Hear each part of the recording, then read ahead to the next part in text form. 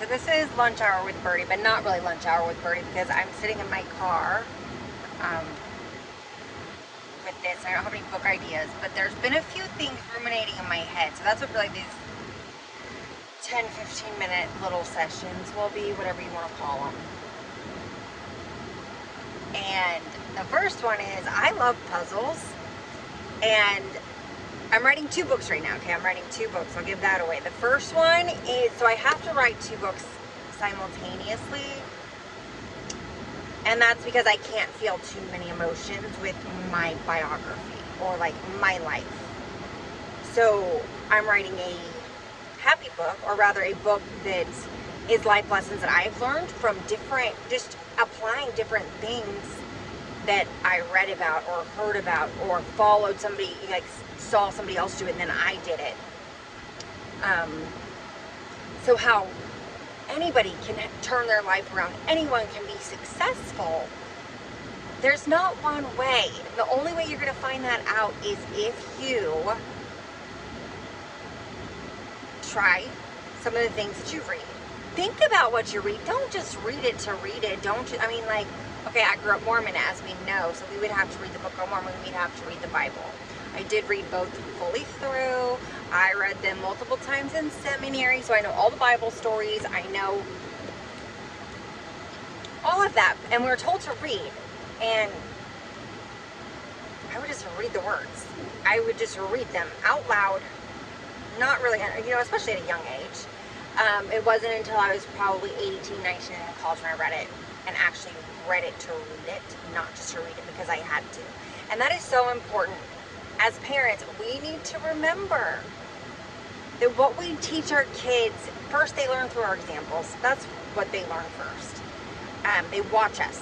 You know, they watch us from a very, very young age. I mean, from the day they are born. They feel things from you. And they watch everything. So it's important to be mindful of that.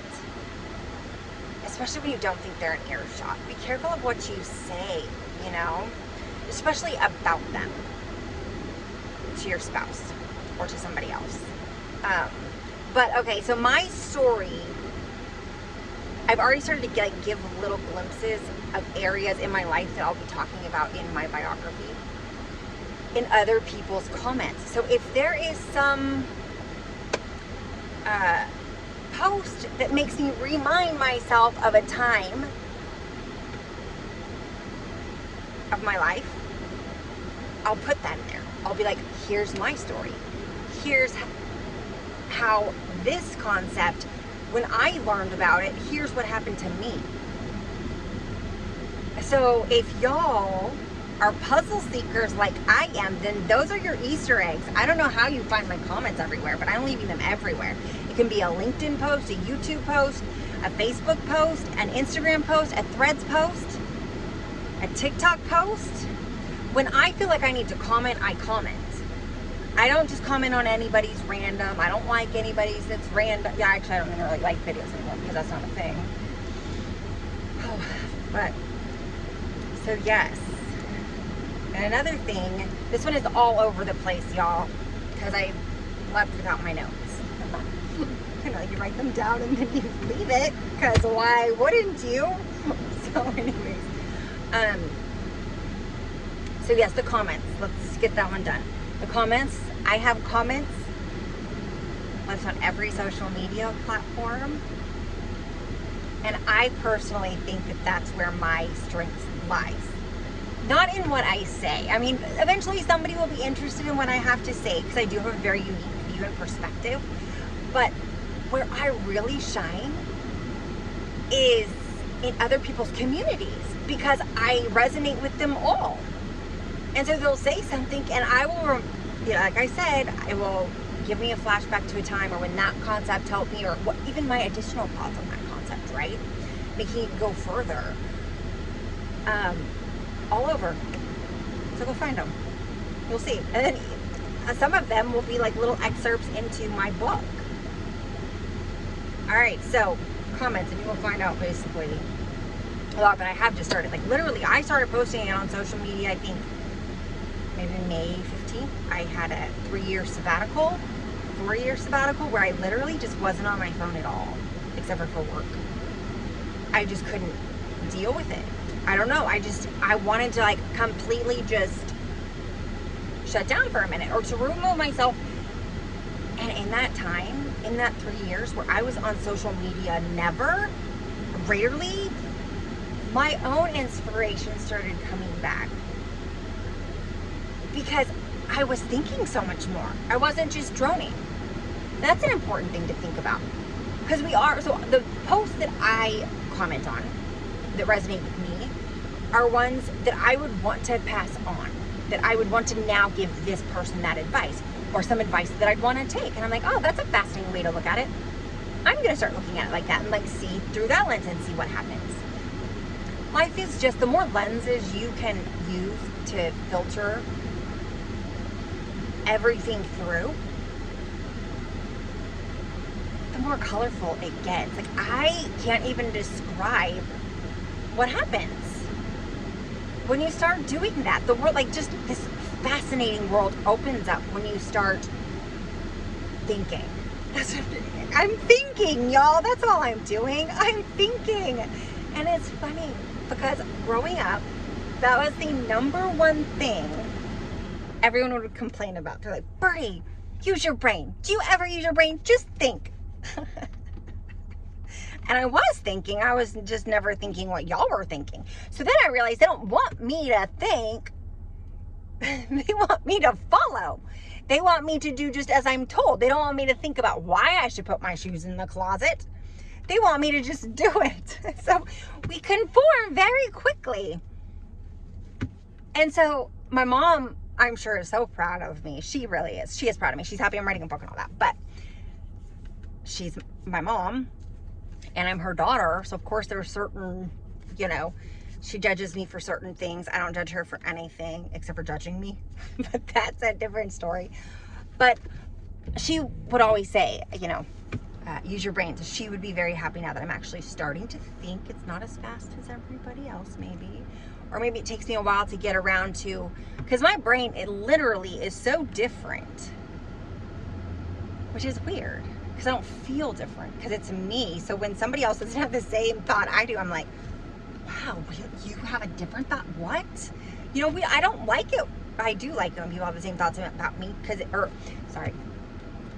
I love it when people view things the same way I do, because that's validation, right? We love validation. We love knowing somebody else is as smart as us or as clumsy as us. It's validation for who we are.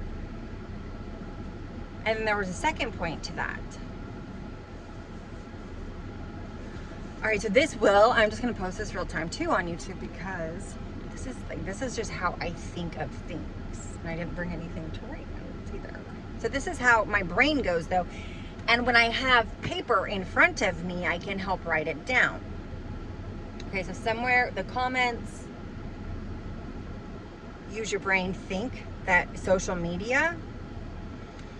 Okay, I'm trying to make these more succinct, y'all. Like 3 topics I talk about, not to get overwhelmed, and to really dive deep. I do so Andrew Huberman has this podcast. I'm sure you've all heard of it. I don't know what it's called, but I started listening to him a long time ago.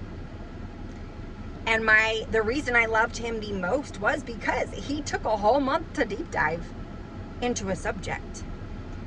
Because you can deep dive into any subject if you're interested enough. I mean, any subject you can deep dive into.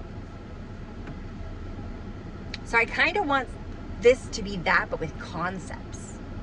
Like a deep dive into concepts and ideas and thoughts and how we can do better.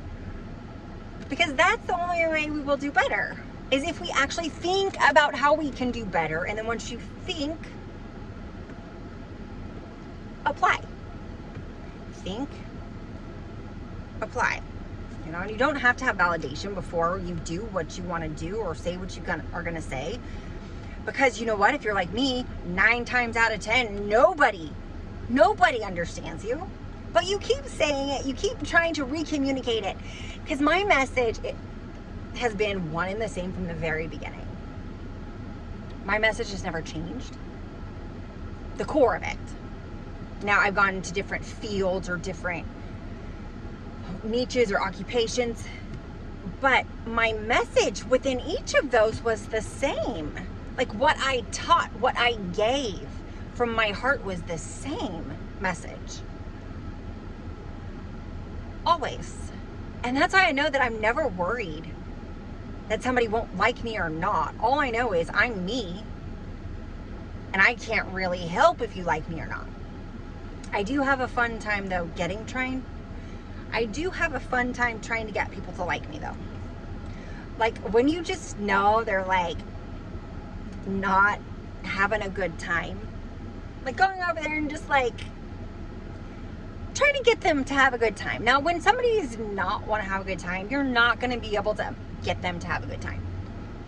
So that's not on you, but it doesn't hurt to try. I don't know why I started that sentence. Okay, so comments, Easter eggs throughout, y'all. I mean, all over. Then there was the whole think. Like, instead of just, another way to think, I mean, it's anything like, when you watch enough videos of life hacks, you start to come up with your own ideas. So for example, let me tell you, I used to never think I was creative. I really didn't. I was like, I'm not creative, because what you're really good at, you don't know that that's a gift. Because you're good at it, you don't have to work at it. And those things, like singers, artists who are so gifted, you know, with their hands and their voices and the way they speak, like that's their gift. So to them it comes easy. So that's not the hard part. The hard part is, how do I share this gift with others? That becomes the hard part. But like for us, our gifts are usually a little different. Like for me, I make friends really easily. Anytime I can become your best friend within 2 seconds. And if somebody walks by while we're talking, they're gonna assume we've been best friends forever. And I know this because people have told me this, as in, I'll be out with somebody I just met. Say we're having lunch and someone's like, oh, how long have y'all been friends? And we're like, oh, we just met. And they're like, oh, y'all are talking like you've been best friends forever. And that's because that's how I feel with everybody. Like I can get along with anyone because it's not about me. I genuinely love to learn about other people. I genuinely want to talk to people and get to know them as a person. Because once you get to know them as a person, then you can start really working with them in a way that is beneficial for both. You know, sometimes that's just a good girlfriend who's good, you know, to relate and, you know, talk about the kids and be like, oh yeah, my 3-year-old did that too, you know, because sometimes you think your kids are the worst kids. No, but go around and okay, so maybe this is why I know so much more too, is I ask because I assume everyone else is perfect, right? And that I'm the only one that's not, in my head. Okay, I know that's false, but in my head I think they're perfect at certain things. So for instance, a registered dietitian friend of mine, I asked her, she actually introduced me to intuitive eating. And I asked her, I said, how do you do it? Like, eat when you're hungry, stop when you're satisfied. And I said, like on Thanksgiving, like, how do you do it? I think she was actually at our Thanksgiving dinner. And I was like, how do you do it? And she goes, oh, Bertie, I'm not perfect. And I'm like, oh, really? Okay, because that's good to hear. Because when you see these people up here giving you concept, it can be very easy to assume that they've got it made, right? They're perfectly patient all the time. They're perfectly never anxious. They're like they have it figured out. They don't. They do. Sorry. They have it figured out, but they're not perfect at it. But they seem more perfect at it because they are than us, because they've practiced it more. It all comes down to practice. And here's a concept. So, like I said, I'm writing 2 books at a time. So some of them will be stories that I'll tell. Like, for instance, I will be telling this one in the book. It'll go something like this. And y'all can tell me what you think about this. I'm going to have like 52 of them, one for every week. I don't know. But a concept. So I was listening. Okay, no. First. Okay, start over. Okay.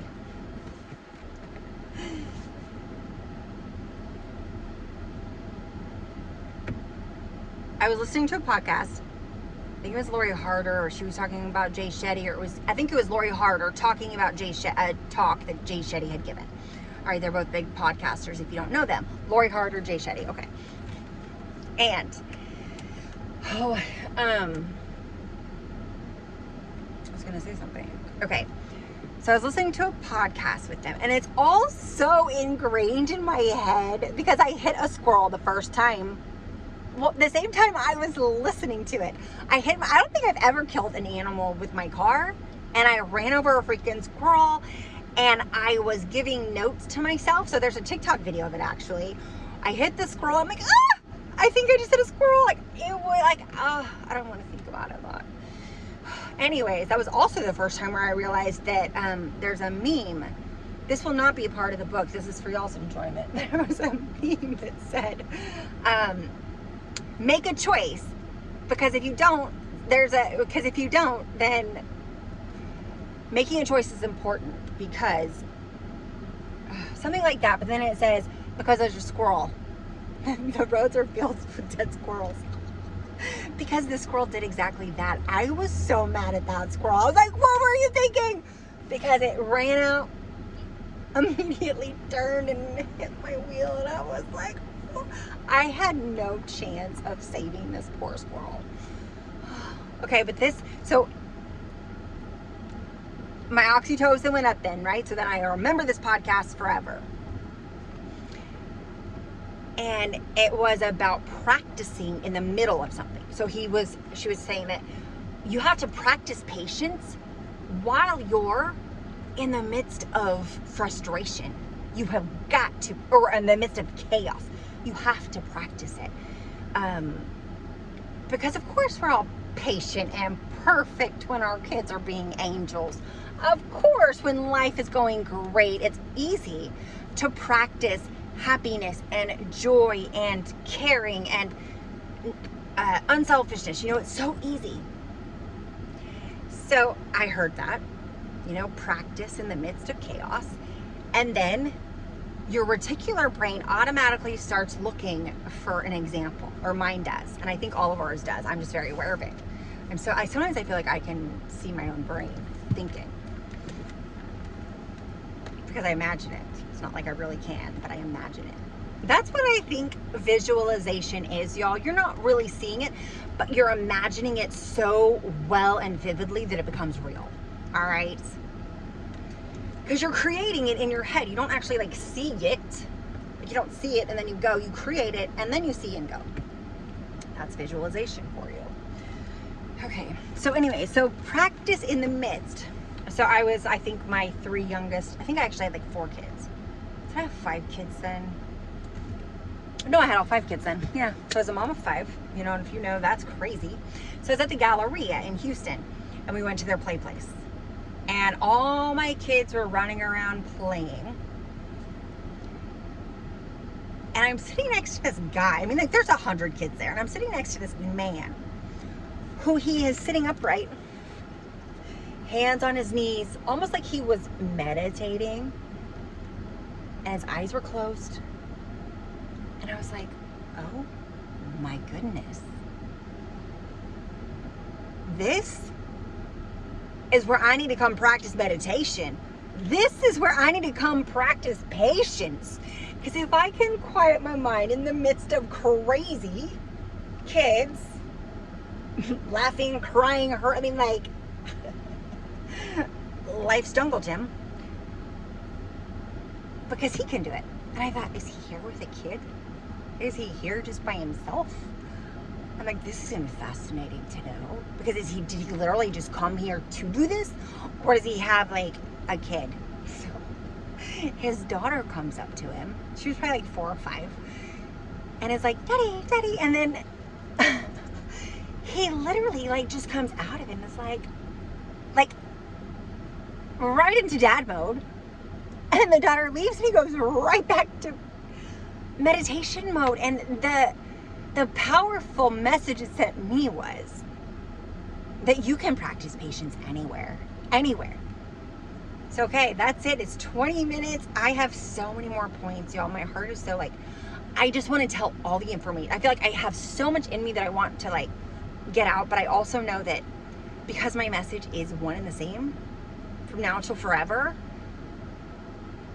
which is relatability, which is understanding and the willingness to, maybe you are right. Maybe I am right. Maybe the scientists were right. I don't know. But I think anything is possible. So, because of that, I also feel like I need to draw it out. And that's why I think I need to make it less confusing, do like the deep dive style into concepts.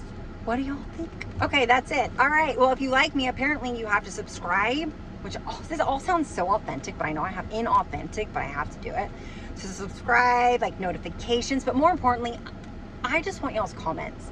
I just want to see what y'all think and what you would love to hear, something to be talked more about, you know. We can band together and be the voice of reason for all of us. Okay, bye.